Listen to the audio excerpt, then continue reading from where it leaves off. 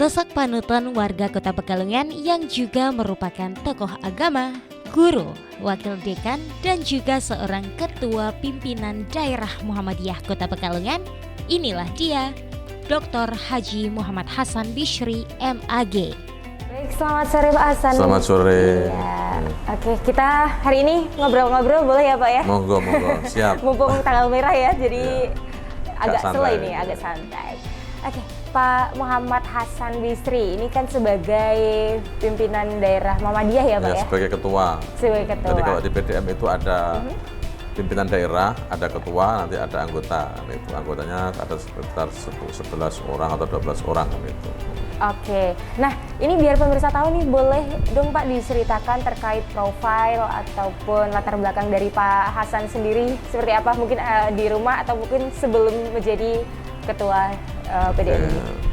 Jadi kalau dirunut dari sejarah awal, saya asli kan dari Jombang ya. Saya dari Jombang, Jawa Timur, dan saya bersekolah ya di kampung saya, di Pojok Rapak namanya. Di Pojok Rapak, SD sampai SMP, kemudian kami melanjutkan ke, dulu kami punya budaya di rumah itu kalau pagi sekolah sama siang juga sekolah. Jadi kalau SD pagi, siang nanti MI. Kemudian setelah selesai kita melanjut ke SMP siang harinya, karena paginya kita cari di pesantren. Pesantrennya dulu di Tambak Beras gitu kan, di Jombang. Kemudian melanjut ke SMA dan pagi di Mu'alimin. Jadi kita siang di SMA-nya kan gitu. Nah, jadi kita punya tradisi begitu dulu sekolah-sekolah itu. Nah, kemudian perguruan tinggi kami masuk di Fakultas Syariah YIN Sunan Ampel Surabaya, sama S2 juga di sana, yang sekarang menjadi UIN Sunan Ampel Surabaya. Kemudian S3 di UIN Sunan Kalijogo Yogyakarta. Nah, ketika sudah selesai S2, saya dapat tugas di Pekalongan. Gitu. Karena waktu itu juga tidak kenal Pekalongan, gitu. Tidak kenal Pekalongan. Tapi kemudian tahun 2000 saya bertugas di Pekalongan, waktu itu masih menjadi Setain Pekalongan. Kemudian disitulah awal mulai saya bergabung dengan teman-teman Muhammadiyah di sini. Tapi sebenarnya saya sudah ketika mahasiswa saya adalah aktif di IMM, aktif di IMM, Ikatan Mahasiswa Muhammadiyah. Sehingga ketika di Pekalongan saya bergabung dengan teman-teman Muhammadiyah. Nah itulah. Ya pertama kita mulai dari anggota Majelis Tarjih dulu. Awal-awal di Pekalongan sebagai anggota Majelis Tarjih, kemudian menjadi ketua Majelis Tarjih, dan berikutnya tahun 2010 kalau tidak salah itu menjadi ketua PDM sampai 2015. Kemudian ketua PDM waktu itu, kemudian tahun 2015 sampai 2020 itu, periodenya periode 2015 sampai 2020 ganti ketua kan gitu. Terus kemudian kemarin ini periode muktamar yang ke-48 ini itu diamanai lagi sebagai ketua PDM.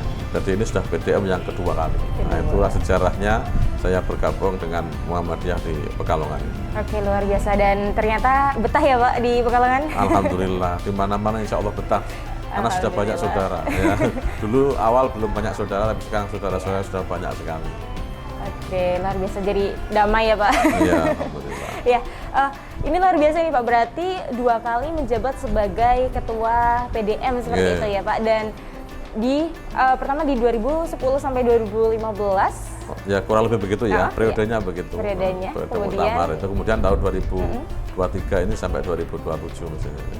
Oke, nah awal mula menjadi pemimpin itu apakah kalau dari Pak Hasan sendiri memang dari dulu sudah menjadi kader Muhammadiyah dari kecil, atau baru ikut tuh ketika kuliah menjadi anggota IMM tersebut? Ya sebenarnya sejak kecil kita sudah dilatih berorganisasi ya. Waktu di SMA kita jadi ketua OSIS gitu kan. Nah, kemudian pernah juga bergabung dengan teman-teman IPNU waktu itu di Jombang itu kan memang. Kemudian di IMM jadi ketua juga, sudah pernah jadi ketua IMM, tapi di Korkom saja nggak sampai di provinsi ya. Kemudian ya itulah kita berlatih begitu. Berlatih, memang organisasi saya kira ya perlu pembiasaan diri, perlu melatih diri kan gitu. Sehingga ketika menjadi kepemimpinan ya insya Allah sudah siap kan gitu. Ya, jadi untuk jiwa-jiwa leadershipnya sudah tertanam sejak dini ya Pak? Insya Allah begitu. Sudah ada jiwa-jiwa sebenarnya pemimpin gini, ini. kita jadi ketua itu bukan menjadi tujuannya. Kita pokoknya inginnya ya berjuang, dimanapun berjuang. Dan salah satunya kita punya wadah di Muhammadiyah ini, kan gitu. Dan kita merasa cocok dengan cara pandang dan perjuangan di Muhammadiyah, kan begitu. Nah, itu kabarnya juga kayak gitu tuh Pak. Jadi dari Pak Hasan sendiri memang dari dulu nggak ada niatan utama untuk menjadi seorang ketua ya Pak? Ya nggak ada, tidak ada saja jadi ketua beda nggak ada gitu ya. Tapi ini adalah amanah ya, amanah kita dari masyarakat, dari warga Muhammadiyah memberikan amanah ya. Kemudian ketika sudah menjadi amanah itu kita harus menjaga amanah dengan sebaik-baiknya. Tapi tidak ada cita-cita menjadi ketua itu nggak ada, malah tidak mau, rata-rata tidak mau Berat ya itu Pak? berat. Kan, gitu. Iya, tapi ini dibuktikan sampai 2 kali kan berarti dipercaya oleh masyarakat seperti itu ya Pak? Semoga begitu. Menjadi seorang pemimpin seperti itu. Nah, kalau dari informasi yang kami terima ini Pak, dari Muktamar itu ternyata ada sistem baru ya, sistem pertama kalinya untuk dipilih menjadi ketua PDM dengan e-voting ya Pak? Oh, kalau itu kan teknis saja ya. Teknisnya, Kalau teknis saja itu. Jadi kita memang sudah mencoba untuk membuat, ya menyesuaikan sama dengan ya, Muhammadiyah ini kan organisasi yang berkemajuan, gitu kan. Maka itu proses yang teknis ya bisa mengikuti kemajuan. Tetapi secara sistem pemilihan sama dengan model memilih, jadi bukan memilih ketua tapi memilih formatur gitu kan, memilih namanya pleno, 13 suara terbesar. Di PP juga begitu. Mungkin kalau di Pekalongan 13 sampai 11 gitu ya. Kemudian dari 11 orang inilah kemudian menentukan siapa yang mau dijadikan sebagai ketuanya. Oke. Gitu. Jadi kalau masalah e-voting itu teknisnya saja, ya, tapi substansi pemilihannya sama, tidak ada perubahan. Oh iya, luar biasa. Dan tapi itu cermin dari berkemajuan, Islam yang berkemajuan. Jadi kita sudah nggak ada absen manual, itu nggak ada, absennya langsung masuk, nah, sudah absen wajah. Kan, iya, menyesuaikan perkembangan teknologi ya Pak. Oke, luar biasa. Nah, kalau untuk Pak Hasan sendiri pastinya dalam menjadi ketua atau pemimpin ya, ibaratnya itu ketua satu kota Pekalongan nih, pastinya kan mempunyai struggle ataupun hambatan, kesulitan yang pernah dihadapi gitu Pak. Mungkin boleh diceritakan Pak, yang pernah dihadapi Bapak sulitnya ya, gitu. sebenarnya itu hambatan, tetapi ya namanya orang berorganisasi itu ada begitu ya. Ya mungkin pertama dulu saya masih jadi ketua, masih muda ya, tahun berapa itu, 2015 itu saya masih di bawah 40. Tapi alhamdulillah justru dengan waktu itu saya jadi ketua bisa menyelesaikan disertasi saya juga gitu kan. Nah, tapi kendalanya misalnya apa ya, tadi itu kendala kita masih muda, kemudian dengan yang tua-tua, nah ini perlu penyesuaian. Yang kedua mungkin semangat masih muda, menggebu-gebu, nah tapi sekarang sudah semakin bisa mengelola diri ya, artinya kemenggebu-gebuannya sudah mulai kita tata sehingga bisa menyesuaikan dengan ritme teman-teman yang ada di sini. Lebih stabil ya Pak ya? Lebih stabil lah paling nggak begitu. Artinya kita tidak lagi memaksakan harus begini, kita menyesuaikan dengan teman-teman. Termasuk bahasa yang kita gunakan pun menyesuaikan. Kalau maunya saya begini, tapi kan kemudian partner saya bekerja itu siapa, gitu. Nah itu yang mungkin kadang-kadang itu. Yang kedua, selain itu kendala komunikasi saat itu, ya kadang ada loyalitas teman-teman gitu kan. Itu yang kadang-kadang ada yang semangatnya tinggi, ada yang semangatnya rendah. Nah ini yang sama, harus menjaga ritmenya juga. Nah kita kalau menunggu yang semangatnya rendah, kita organisasi tidak jalan kan begitu. Nah ini maka kadang-kadang kita dalam mengambil kebijakan pun sudah kita sepakati, pokoknya yang tidak datang ya harus sepakat dengan apa yang kita hasilkan dalam rapat itu, meskipun tidak quorum misalnya begitu. Nah, ini bukan rahasia ya, rahasia dapur. Tapi ini adalah bagian dari model ya itulah. Karena kami ini di dalam Muhammadiyah itu dalam memimpin tidak secara individual, tetapi kolektif kolegial. Jadi kesepakatan atau keputusan-keputusan kita ambil bersama, bukan keputusan ketua semata-mata. Nah, pastinya tetap berusaha merangkul ya Pak? Iya. Iya.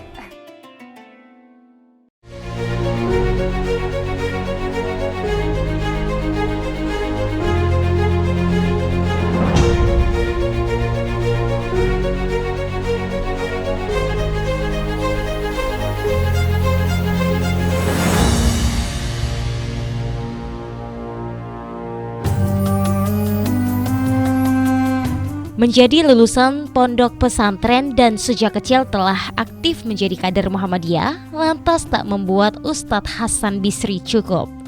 Beliau mencoba terus mengimplementasikan setiap ilmu yang telah didapatkan.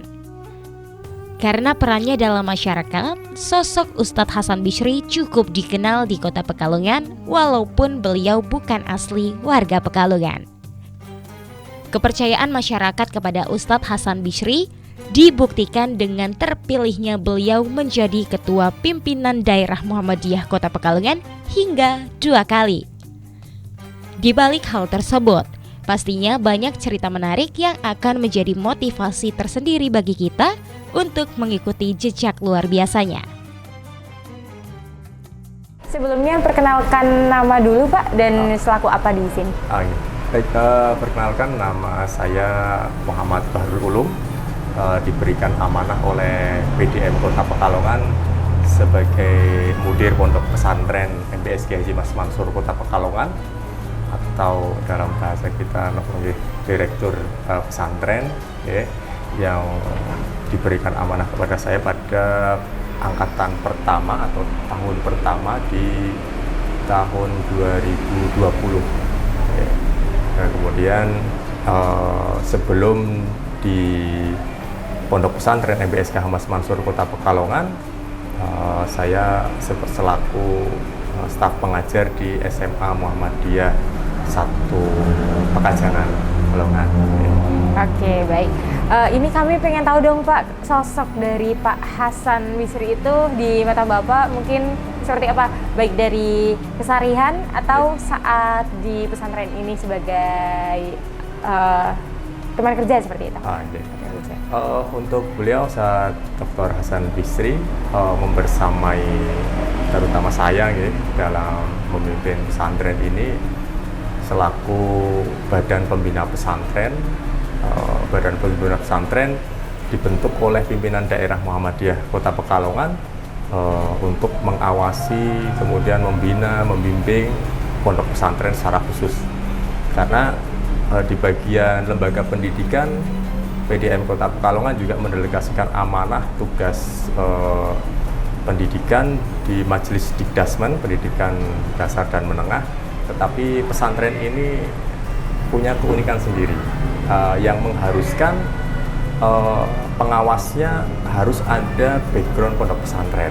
Nah, beliau Ustadz Hasan Bisri punya background pondok pesantren, sehingga pada saat itu beliau Ustadz Hasan Bisri sebelum menjadi Ketua Pimpinan Daerah Muhammadiyah Kota Pekalongan, waktunya hampir setiap hari ke pondok pesantren. Kalau waktunya itu yang fleksibel, karena beliau juga aktif di UIN Gus Dur. Nah, jadi terkadang setiap malam Ustadz Hasan Bisri dengan kesibukannya sebagai wakil dekan, kemudian kita tahu sendiri super sibuk, tetapi beliau masih menyempatkan ba'dal isya gitu, untuk ngobrol masalah pesantren, bahkan sampai larut malam. Tidak jarang hampir setiap ketika berdiskusi beliau tertidur sambil duduk begitu. Ini ya bagi kita sebagai generasi muda itu menginspirasi dengan kesibukannya beliau gitu ya, masih semangatnya luar biasa untuk membersamai pesantren. Ya, harapannya tentu pesantrennya bisa berkembang dengan cepat gitu. Kemudian ruh perjuangan itu beliau ingin mentransfer itu kepada kami selaku pengelola harian gitu. Jadi saya melihatnya sosok Ustadz Hasan Bisri sangat luar biasa keikhlasannya gitu. Meskipun ya, bekerja sampai larut malam seperti itu kan, ya katakan tidak ada yang membayar, tidak ada sepeser pun tidak ada yang membayar, atau menggaji itu kan tidak ada. Jadi betul-betul tampak dalam pandangan saya secara pribadi keikhlasan yang cukup luar biasa.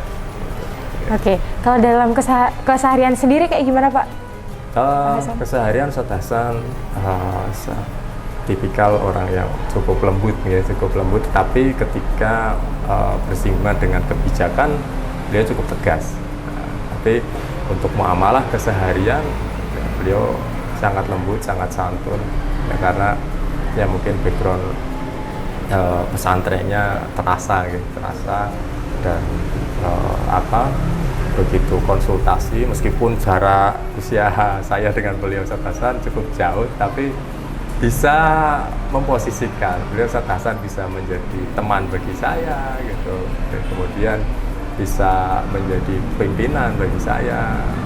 Dan tidak jarang setelah diskusi ya ajak makan dan lain sebagainya, itu ya seperti teman, betul-betul seperti teman, dan memposisikan seperti seolah-olah kita seumuran gitu. Ya kadang Ustadz Hasan meminta saya untuk temui saya di rumah makan ini, temui saya di sini, temui saya di sini. Nah itu untuk muamalah keseharian. Terkadang juga Ustadz Hasan sampai rela begitu dari jauh-jauh dari rumahnya, beliau Tirto cukup jauh kalau harus larut malam gitu beliau. Saya tidak jarang, Ustadz jangan kesini Ustadz, saya yang kesana saja gitu. Itu saya sering kali seperti itu. Tapi terkadang maksa, saya yang pingin ke pondok gitu. Memang sayanya pingin ke pondok, pingin lihat pondok, ya sudah gitu. Kalau sudah seperti itu saya tidak bisa memaksa. Oke, baik, terima kasih banyak ya Pak.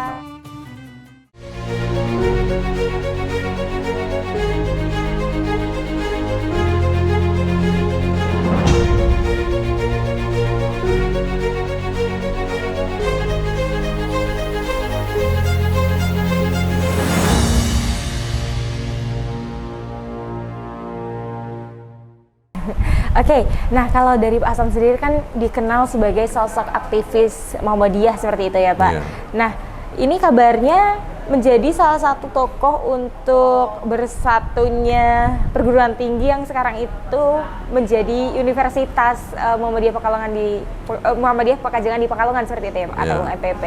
Itu boleh diceritakan Pak? Ya, sebenarnya bukan saya tokoh utama ya, banyak tokoh-tokoh senior. Dulu ada Pak Edi Supardi, ada Pak dari Pekajangan Pak Farid ya, Pak Farid, kemudian juga teman-teman dulu senior kami yang di Muhammadiyah di Pekalongan, ada Pak Hasan Bisri almarhum ya. Nah, beliau sebenarnya juga yang menjadi motor utama untuk penyatuan tiga kampus itu. Jadi dulu ada STIE Muhammadiyah yang di kota ini, kemudian ada STIKES Pekajangan, kemudian ada yang sekarang menjadi Fakultas Ilmu Sains itu yang di komputer itu dulu Sekolah Tinggi Ilmu Komputer kalau nggak salah ya. Nah itu dari tiga itu kemudian dengan dasar untuk supaya lebih memberikan manfaat yang lebih besar dan kampus kita menjadi lebih baik, maka semuanya rela untuk menyatu gitu kan. Termasuk namanya menjadi hilang Pekalongan kotanya menjadi Pekajangan Pekalongan kan gitu. Nah ini dalam rangka untuk kemaslahatan yang lebih besar. Jadi bukan saya tokoh utamanya ya. Jadi aslinya tiga kampus kemudian menjadi satu, dan itu tidak mudah sebenarnya. Bagi kampus-kampus tertentu menyatu itu tidak mudah karena kadang ego dari masing-masing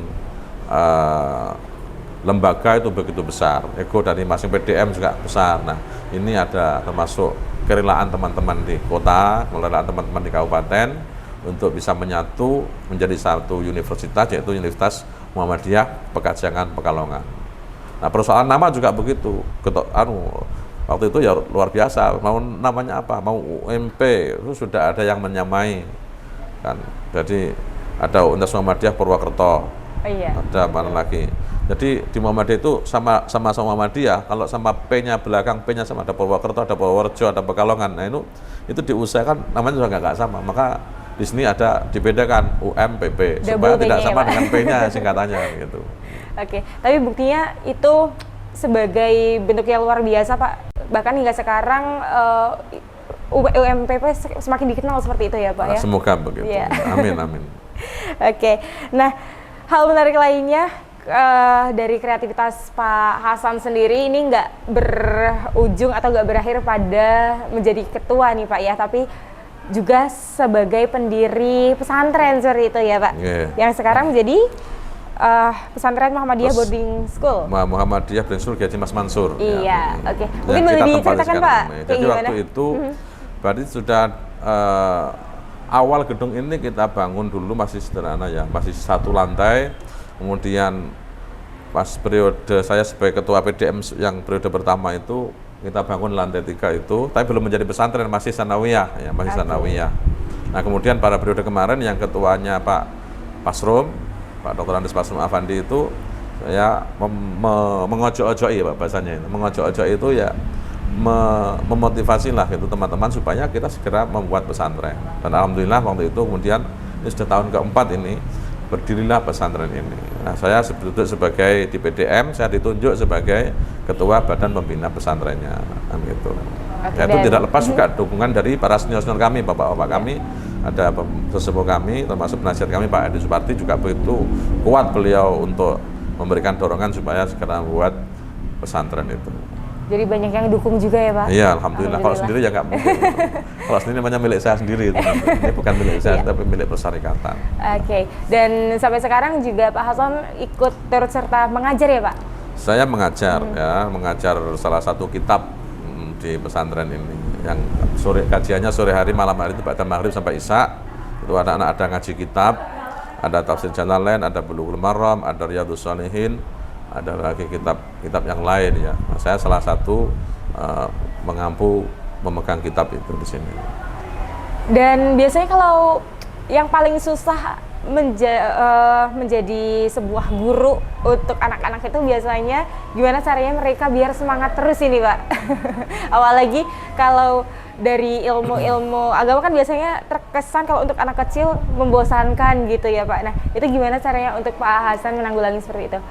Jadi kalau di sini saya melihat anak-anak tidak begitu, ya, semangat sekali. Anak di sini menghafalkan Quran, kemudian belajar bahasa Arab, mereka semangat sekali.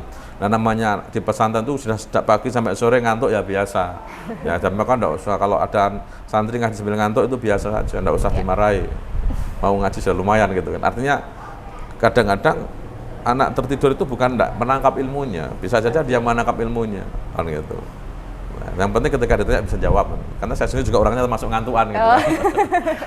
Artinya biasa saja lah, artinya anak-anak. Yang penting nggak ngomong sendiri kan gitu. Kalau insya Allah anak di pesantren itu lebih baik, secara akhlak lebih baik, lebih sopan, bisa menghargai. Saya lihat begitu di pesantren. Mungkin guru-guru yang lain juga merasakan sebelum menjadi pesantren dengan sudah menjadi pesantren ada perbedaan perilaku anak-anak itu.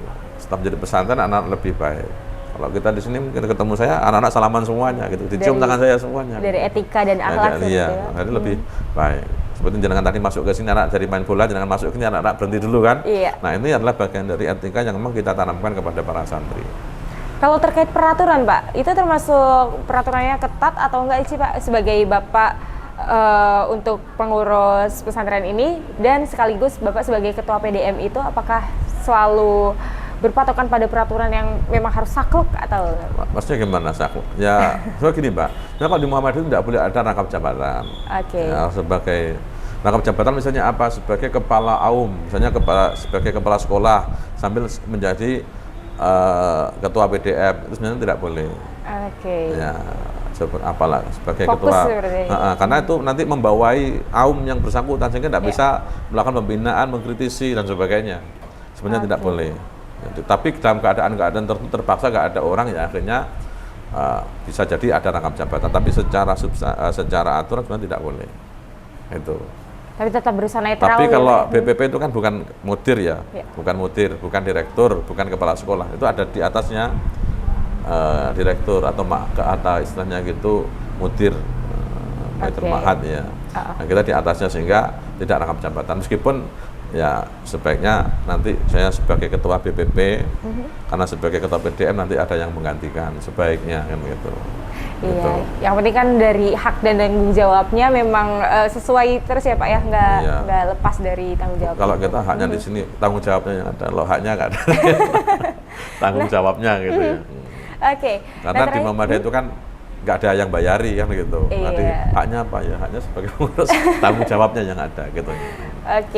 Nah terakhir ini Pak, kalau Muhammadiyah itu kan dikenal dengan dakwah amar ma'ruf nahi munkar gitu ya Pak. Nah sebagai Ketua PDM Kota Pekalongan, menurut Pak Hasan, bagaimana untuk mengimplementasikan dakwah tersebut di masyarakat seperti itu? Jadi Muhammadiyah itu dakwah awal nahi mungkar ya. Kemudian kalau dengan jargonnya yaitu tajdid. Tajdid ini dimaknai ada satu sisi pemurnian, satu sisi adalah pengembangan. Maka ya dalam upaya untuk amar ma'ruf nahi mungkar itu dibuatlah aum-aum. Aum itu amal usaha Muhammadiyah. Ada sekolah, ada masjid, ada pesantren, ada panti asuhan. Itu adalah dalam rangka untuk mewujudkan tujuan tadi. Nah, tujuan Muhammadiyah itu adalah untuk mewujudkan masyarakat Islam yang sebenar-benarnya. Nah, ini yang kadang tidak dipahami orang. Masyarakat Islam yang sebenar-benarnya ini kan maka perlu penjabaran bagaimana masyarakat Islam yang sebenar-benarnya. Nah, itu kan berarti yang sesuai dengan Quran dan Sunnah itu pun tidak tekstual tetapi dipahami secara kontekstual. Maka nanti ada istilah tajdid tadi, ada pemurnian, ada pengembangan di satu sisi. Maka Muhammadiyah yang terkenal sebagai gerakan pembaruan itu tidak hanya pemurnian ajaran tetapi juga pengembangan ajaran Islam khususnya di bidang yang sifatnya muamalah, ya perkawinan, hukum-hukum yang manusia ekonomi itu muamalah, tapi terkait dengan ibadah, akidah itu pemurnian, artinya mengembalikan kepada ajaran Islam yang otentiknya. Tapi kalau masalah muamalah ada landasannya, kemudian ada pengembangannya, karena persoalan-persoalan ini kan terus berkembang.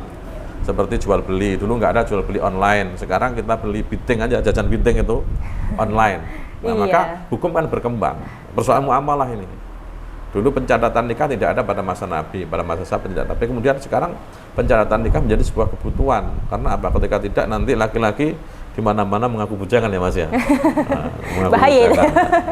Nah, itu yang bahaya. Maka kemudian Muhammadiyah menetapkan fatwa tentang kewajiban untuk mencatatkan sebuah perkawinan. Nah, ini adalah juga dalam rangka dakwah itu. Jadi dakwah ini kemudian tidak hanya dalam bentuk pengajian-pengajian, tetapi dalam skala luasnya, ada pengajian, ada masjid, ada sekolah, kemudian ada juga kita punya lazismu, bagaimana dakwah bilhal, menyantuni orang yatim, anak-anak yatim, kemudian orang yang membutuhkan modal usaha dari dana zakat misalnya, dana infak misalnya begitu ya. Nah, ini kita kembangkan ke situ. Jadi dakwahnya tidak hanya dakwah keluar-keluar di masjid, termasuk diantaranya apa? Membuat rumah sakit. Ini adalah juga bagian dari dakwah. Karena dulu ketika tidak ada orang rumah sakit, misalnya orang sakit datang ke dukun, datang ke dukun yang bukan dukun pijat tidak apa-apa. Ini dukunnya dukun apa itu Mbak? Dukun yang tanda petik ya. Nah, itu kemudian dengan rumah sakit itu diharapkan ada perubahan dari cara berpikir masyarakat, berobat secara rasional. Tentu tetap berdoa kepada Allah, mohon itu jelas ya. Tetapi inilah bentuk dakwah Muhammadiyah itu. Termasuk diantaranya adalah apa? Membuat Baitul Tamwil Muhammadiyah. Jadi ada BPR Syariah. Itu apa? Untuk mengantarkan umat Islam supaya bisa melaksanakan perilaku ekonomi yang sesuai dengan prinsip syariah. Itu. Oke, baik, luar biasa. Terima kasih Pak Hasan. Ini Sami-sami, kita Mbak. jadi tahu bahwasanya kita tuh nggak harus di kota sendiri aja nih. Kalau misalnya di kota lain pun kalau selagi niatnya itu baik untuk membantu masyarakat seperti itu ya, untuk memimpin sebuah sesuatu untuk menjadi lebih baik, itu akan nyaman juga seperti itu ya Pak ya. Dan yang penting kita kan tujuannya apa? Supaya menjadi orang yang bermanfaat. Betul sekali. Dimanapun. Apalagi terkait dakwah itu, ternyata dakwah nggak hanya berfokus pada keagamaan saja, tapi di bidang sosial, masyarakat, pendidikan juga itu termasuk dakwah-dakwah yang sangat bermanfaat untuk masyarakat sekitar. Oke, baik, terima kasih Pak Hasan atas waktunya. Sampai jumpa di lain waktu ya Pak. Semoga apa yang Bapak lakukan selama ini mendapatkan balasan berupa rezeki ridho dari yang Allah baik, Subhanahu wa taala. Itu yang paling penting, ridho dari Allah Subhanahu wa taala. Oke, baik, terima kasih Pak Hasan atas Sama-sama, waktunya. terima kasih atas waktunya. Ya.